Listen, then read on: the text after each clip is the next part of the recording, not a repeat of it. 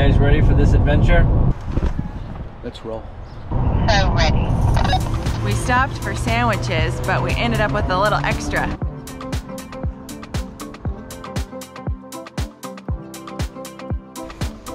Oh. We finally made it.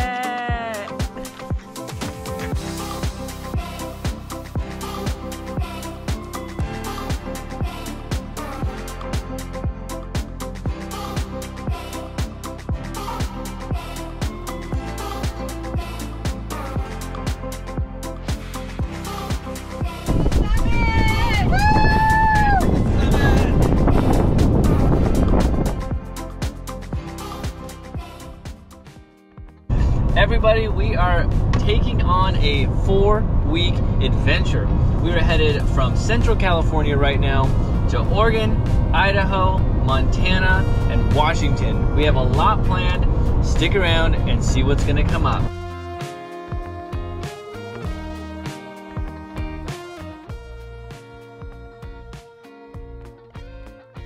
Tyler has celiac. We always keep track of our dedicated gluten-free restaurants, bakeries, facilities, and in Sacramento is Pushkin's Bakery. They're a dedicated facility that sells pastries like donuts, churros, muffins, as well as sandwiches. So, since it's 11 o'clock lunchtime, our very first stop on this road trip is going to be Pushkin's Deli to pick up some lunch. A nice thing about this stop is it's right off the freeway, so you don't have to drive too far to get to it and get right back on the road.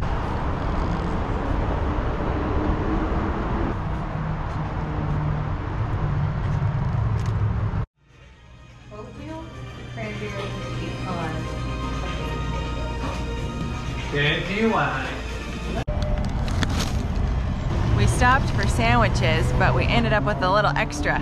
They got gluten-free cookies, pastries. I mean, I can't even name all of it. Blueberry muffin, cinnamon roll, Lemon bar. Lemon bar. Kari did not get Pushkins. What did you get? It's like a whole food. So I got a chicken breast, mashed potatoes, and some cucumbers. Let's see what I got. Pushkins is gluten-free, the entire facility, everything made in it. And I have a turkey sandwich with avocado, turkey, cucumber, some kind of green sauce, and pepperoncinis. Which one fell off?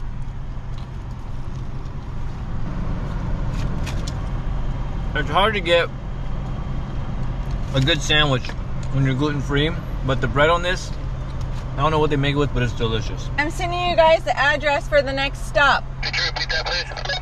I'm sending you the address for the next stop. What's that? This is your travel agent. I'm sending you the address for your next location. Your next destination. You speak Spanish? No sé. Vámonos! Yeah. Vámonos, vato. So if you are not familiar with California, you would probably be surprised to know there is a lot of agriculture here. So we are currently driving north of Sacramento, and there are a lot of fields, a lot of almond orchards, walnut orchards.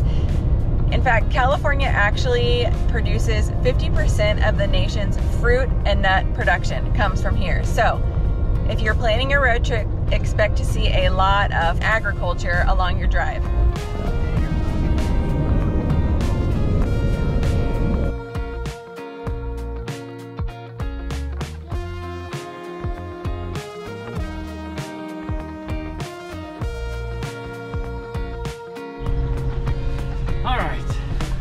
Just stopped at the Love's gas station.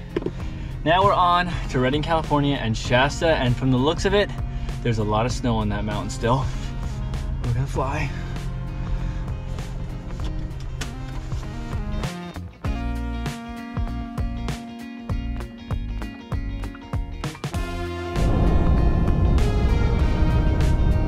Not only is there a huge lake up here, Shasta Lake, but there's also a huge mountain, Mount Shasta, that in the winter time, it actually still has snow on it now in June, but it's a big area for skiing and snowboarding.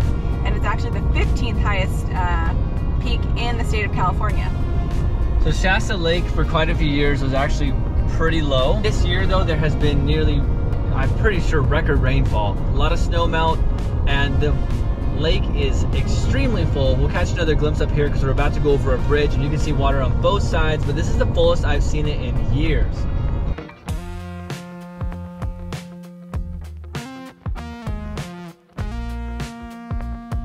We stopped at Vista Point here just north of Shasta. Wait, just north of Redding. We're not even to the town of Shasta yet, but you can see Mount Shasta right ahead. Beautiful views, tons of snow, and it's still June. Okay, here at the Vista Overlook, while you walk the path, there's actually trivia on the ground. First question, can Mount Shasta erupt again? The answer, yes. There is actually a 25 to 30% chance Mount Shasta will erupt in a person's lifetime.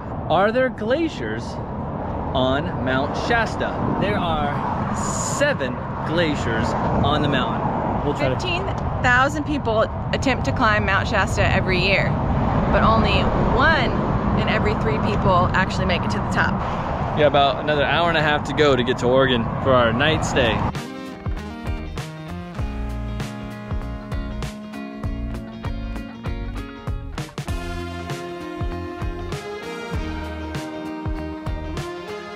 We've made it to Klamath Falls. This is the stop for our first night on our summer 2023 road trip. We are staying at the beautiful Days Inn by Wyndham. I don't know if it's because it's summer or there's an event going on in Oregon this weekend, but our choice of hotels was very limited.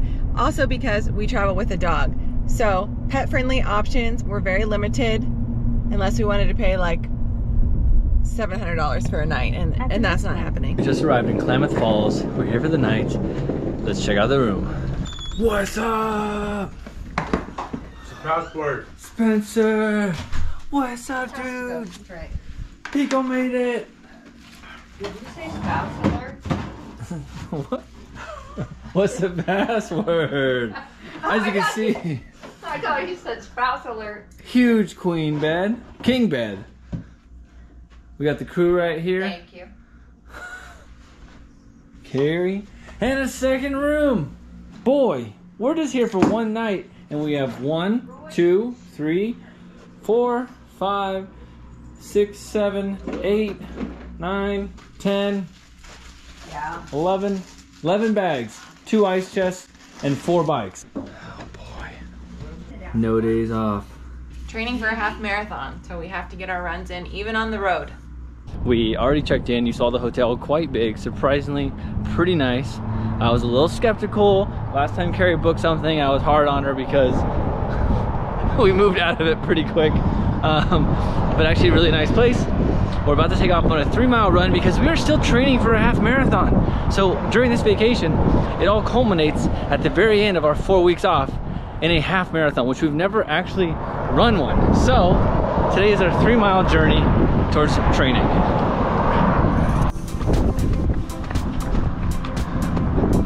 If you're wondering where we're running today, just on the street.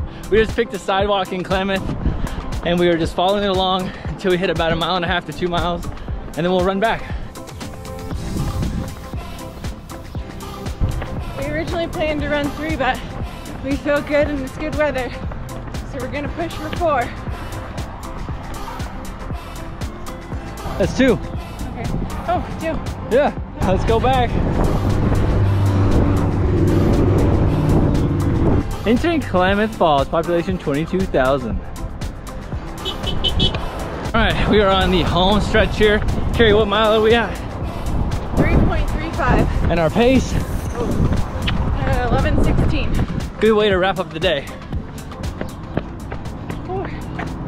If we keep this up, this will be the most active road trip we've ever had. Whew. Actually, that feels good after being in the car all day. All right, everyone have a good night. Good morning, everyone. Today is day 2 of our adventure for the next 4 weeks. We're headed to Crater Lake today. The West Rim is not even fully open. It's only open actually about 1 mile. However, there's an additional 4 miles that are plowed, and hikers and bikers are allowed to go on that section where cars aren't allowed. Kari is excited. let's see what it looks like today. For travelers who don't know, we just figured out that if you download the Loves app, you get 10 cents off a gallon. We are not sponsored or anything by Loves, but we try to save money any way we can. So 10 cents off a gallon if you download the Loves app. You just scan the barcode at the pump when you go to fill up. Well, let's see. We left California and we were paying about $4.60 to $4.70. Listen, and here at Loves, In Oregon, $4. do they pump your gas still? I don't know if you have to. I think you can opt out. Oregon is one of the states where it used to be a law where you could not pump your own gas and someone will come out and do it for you. We're gonna find out if you still can pump it yourself or not.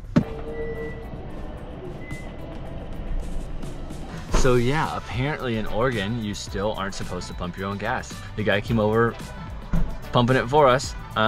In small towns, he said you might pump your own, but bigger towns, they still follow the rules. So we're passing Upper Klamath Lake. This is a large, shallow, freshwater lake east of the Cascade Range in south central Oregon.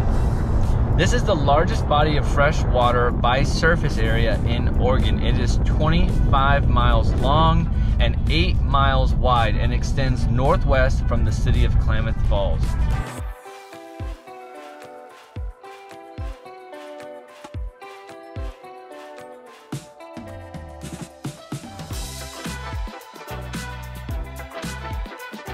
Tyler has wanted to come to this national park since he got his first AAA magazine when he was 16 years old. At my parents' house. He finally made it.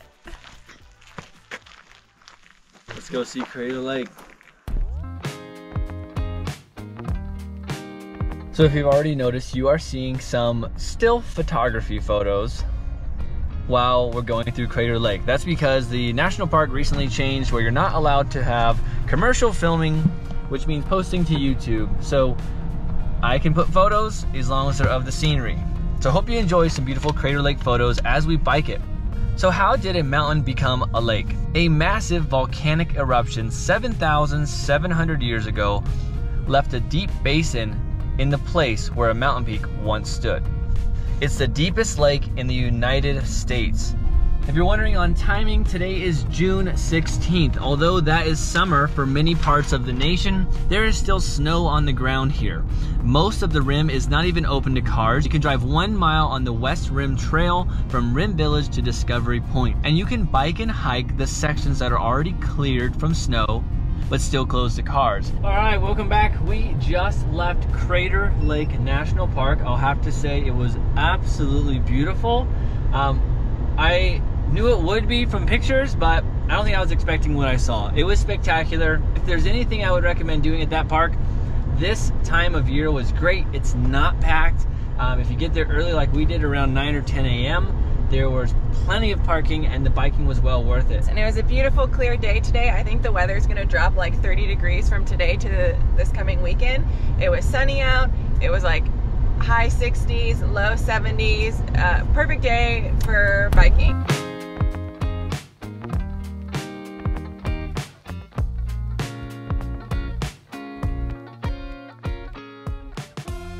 I was looking for like a little drive-in burger joint, but I don't see one. And there's a Taco Bell too. You want Mickey D's or Taco Bell? Yeah, if you have the absent wearing those sleeves that I gave you for a specific reason. Got skin cancer removed from arm. Refuses to cover arms when mowing grass. Are you doing that for 4 hours every weekend? Oh, I apply it, and it works good because I don't get burned. We picked up someone else's walkie-talkie. Apparently she wants him to wear sunscreen and he's not. More like she wants him to reapply it more often than he is. So I guess I should just say, yes, we do use walkie-talkies whenever we're driving with more than one car. Shout out to Roger Johnson. He was on our very first road trip to Alaska and said, you guys should buy some of these. And we did. They'd come in pretty handy. It's nice because you don't always have cell service. And so if you can't pick up your phone to call someone to let them know you want to get off, the walkie-talkies come in handy because you can connect with them that way. And it's also a lot quicker than picking up your phone and dialing, because by then you're past the exit and you've missed it. So we found that they come in very handy for a lot faster communication and more reliable communication in areas where there isn't cell service. All right, it is just about 6 o'clock and we are wrapping up our drive for the night. We have about 15 minutes left. But right here to the left, hopefully we get a good view of North and South Sister. They are the mountains we will be biking past tomorrow. Kind of hard to see. North, Middle, and South Sister. What the heck? What did Kari rent for us tonight? Look at this. The Eagle Crest, the lodge at Eagle Crest. This place is nice. Bougie. Bougie. So far? This is a little above our normal price range. So I'm not used to all of these luxuries what do that they come have? with it. They They have sports centers. You can go to pickleball. You can go to outdoor basketball. There's a pool. There's a hot tub. There's a kids playground. Basketball, indoor pool swim. A sports center. There's a golf course. Fitness room, Peloton and free weights. Sand volleyball, horseshoe pits. You can come vacation here. This place even has a village square. Shops, restaurants, a market. We can go to the village market and get something, hopefully, to snack on for dinner. All right, well, we left the market. I got some chips for some bean burritos.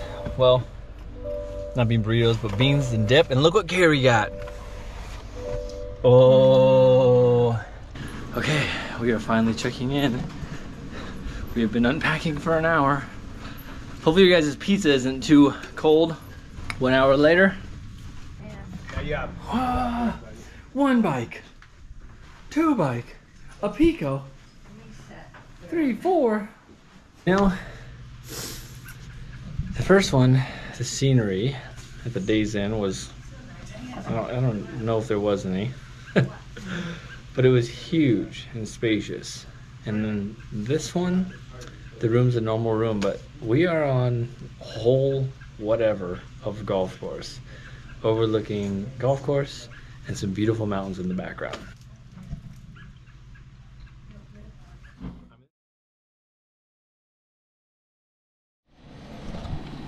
Good morning. Day 3 on our summer 2023 road trip. As you know, we stayed in Bend, Oregon last night at the Eagle Crest Lodge. We're loading up our bikes for a bike ride today, but we just wanted to show you what our view was from our room and what we got to eat our breakfast and drink our coffee to this morning.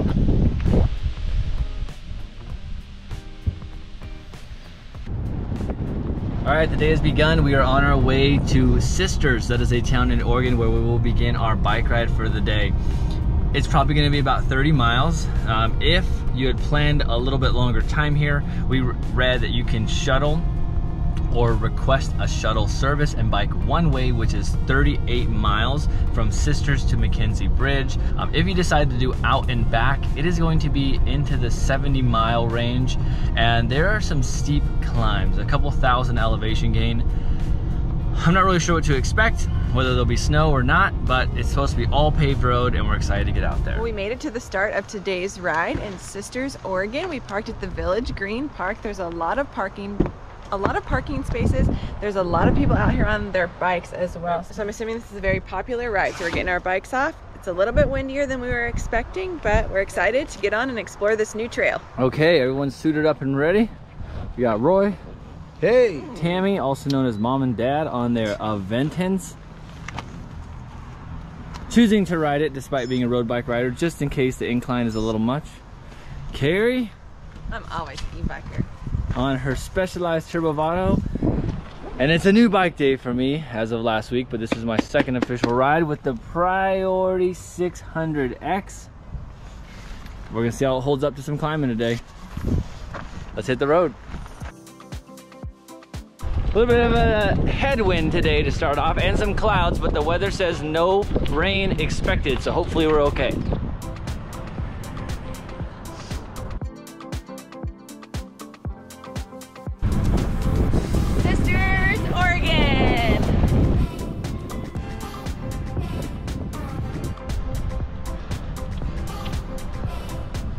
It was a little tiring. How was it, Steve? That was a big boy. Oh man. Alright. E-bike, mostly self-powered. That'd be over a mile. E-bike? Sucking the life out of the battery.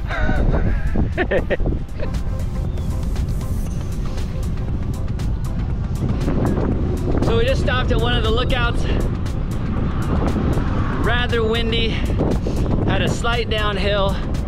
Already starting to climb again, but we got about 2.5 miles to the summit.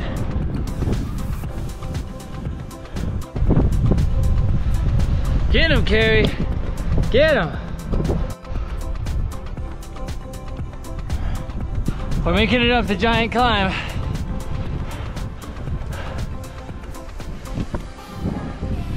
Half a mile.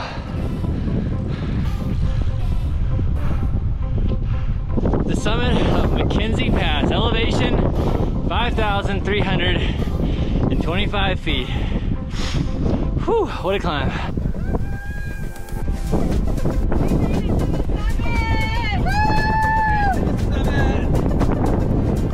We just met Claire up at the top of the castle, who's also doing Ragbrai this year. So Claire, if you find our channel, we can't wait to see you at Ragbrai. Looking forward to meeting you, Claire. Maybe we'll see you at the newbie meeting.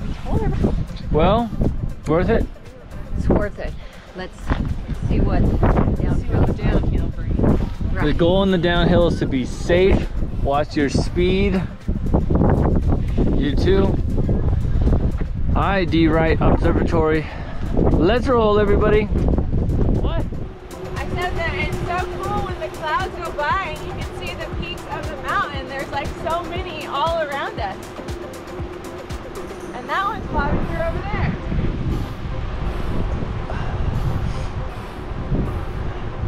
This is crazy beautiful. And I love going downhill. We're flying.